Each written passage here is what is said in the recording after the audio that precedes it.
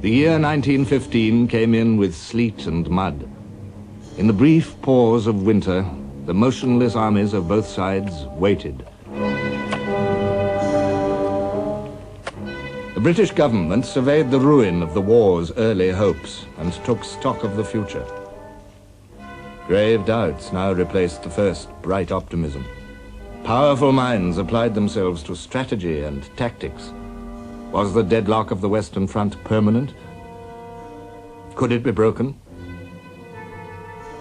Would the French spring offensive succeed in thrusting the Germans back? There were those who doubted. Lord Kitchener was one. The German lines in France may be looked on as a fortress that cannot be completely invested, with the result that the lines may be held by an investing force, whilst operations proceed elsewhere. Operations elsewhere. But where? The Baltic? The Mediterranean?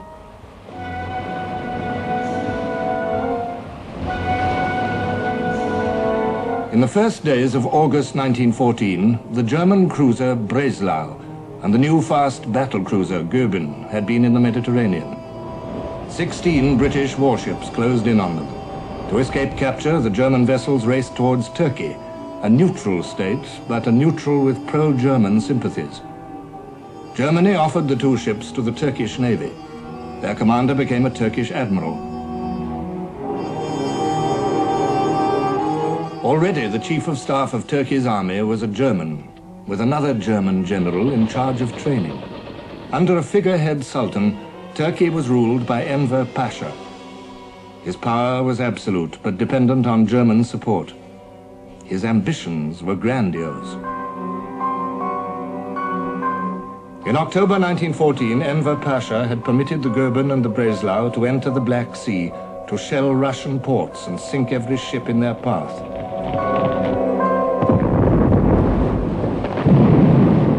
By the 30th of October, Turkey was at war with the Allied powers. The British War Council considered the possibilities of a naval attack on the Dardanelles. Here the prizes of success seemed glittering indeed. Egypt and the Suez Canal would be secured. Italy and the Balkan states would be induced to join the Allies. Russia would be able to import munitions from the Western Allies and America. And Russia's huge stores of grain, bottled up in the Black Sea ports, would be released. It was indeed an attractive project. On January the 14th, 1915, the British War Council's mind was made up. The Admiralty should prepare for a naval expedition in February to bombard and take the Gallipoli Peninsula, with Constantinople as its objective. The naval attack opened on the 18th of February, 1915. For the next 2 weeks, the British and French fleet attempted to destroy the forts guarding the Dardanelles. Hampered by bad weather, they still made useful progress. Marines and bluejackets went ashore, blew up abandoned guns and wrecked Turkish emplacements.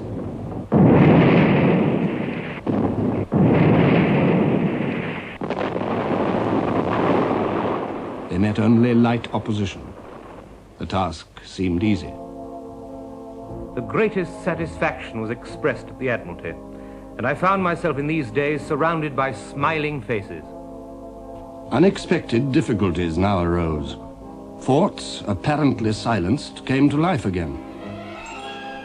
New Turkish guns appeared.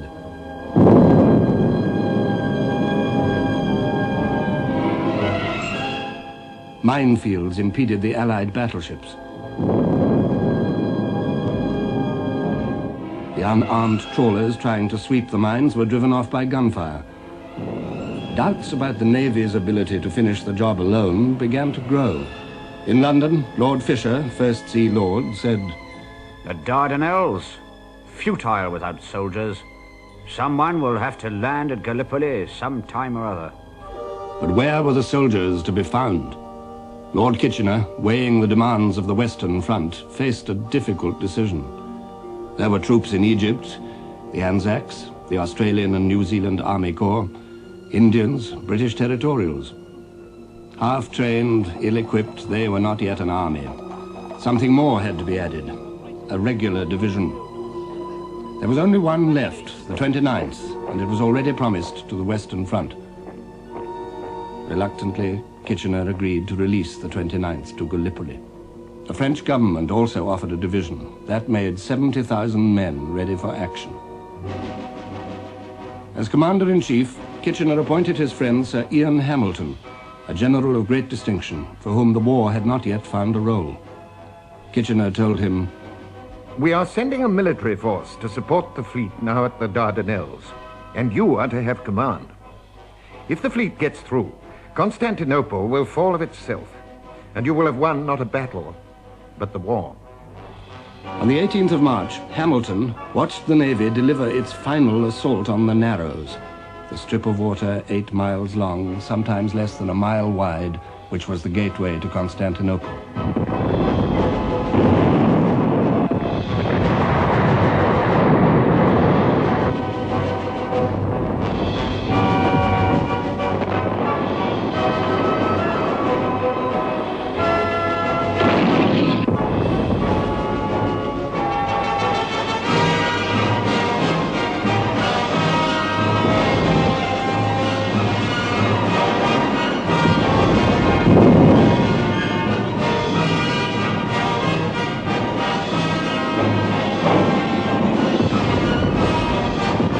Early afternoon, and all was going well.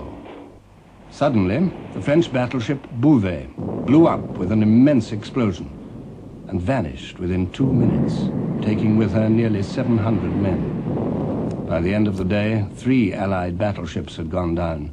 3 more were severely damaged by mines and gunfire. The action was called off. The fleet retired from the straits.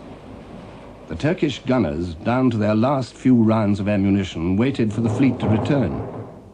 In Constantinople, the government prepared to abandon the capital. And then, as the days passed and the Allies failed to appear, a fierce exultation seized the Turks. Enver Pasha crowed with confidence. "I shall go down in history as the man who demonstrated the vulnerability of the British fleet."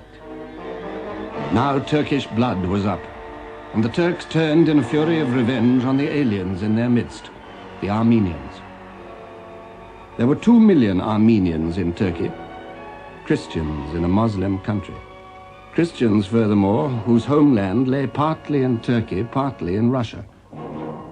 Potential traitors in Turkish eyes, and tribal enemies for centuries past. In the weeks that followed, 750,000 Armenians, men, women, and children, were savagely exterminated.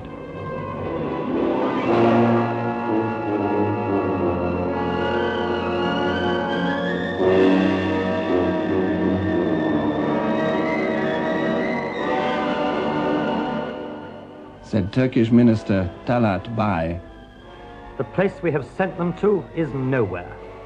No Armenian can be our friend after what we have done to them." While this killing went on, reports of an Allied military expedition forming in Egypt poured into Constantinople. Enver Pasha turned over command of the Gallipoli Peninsula to the German Liman von Sanders.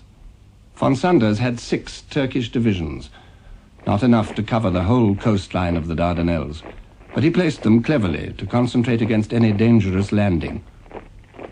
A crash program of training, road building, and defense works followed. Time was precious. The Turks worked and waited. But no one came.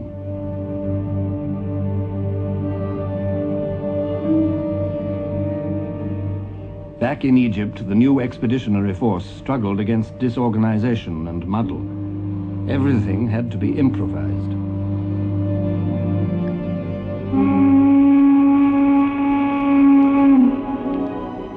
In the intervals of work and training, Egypt offered its diversions. Spirits were high. The war was young and new for these happy warriors.